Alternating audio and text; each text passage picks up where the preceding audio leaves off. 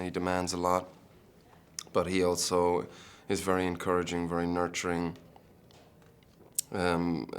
He allows you to feel confident in your instincts, and that's in all departments, having watched him now in 3 films. And just really, he's a fantastic leader and inspires each department in a way that's, well, that comes across, I think, on screen.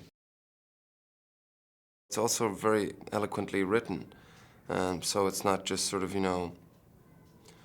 laying out the facts of the time period and what slavery was all about. It's also beautifully told.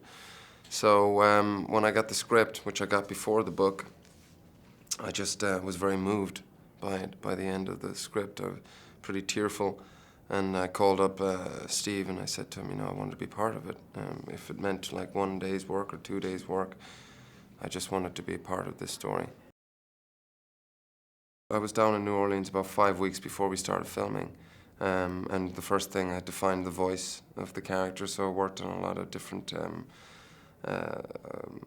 Tim Monick is a dialogue coach I worked with, so he sent me lots of recordings of different Louisiana men, accents, and then just working with the script closely every day, a lot of repetition.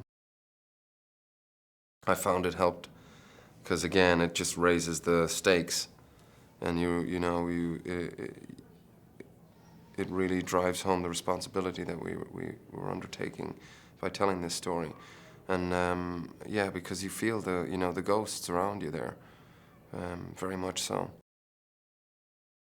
It shows the complexity of slavery and exactly sort of all the different sort of facets of slavery, which perhaps hasn't been investigated before. So it's not just a black and white scenario. It shows the economy of slavery. We see Solomon go from a logging farm to a cotton farm to sugar cane. So we see how intrinsic it was in the economy of the South at the time. We see how it affects the oppressors as well as the oppressed, in characters like Epps and characters like Ford. And yeah, and we see the complexity of the relationships, 65%, I think, of black American males have got white blood in them. So that just shows you how sort of endemic rape was, on the plantation. And so, we're all part of each other. And so I think that's really kind of another area that Steve really manages to reveal, which maybe hasn't been shown before. It's just been the master and the slave. This is so much more complex.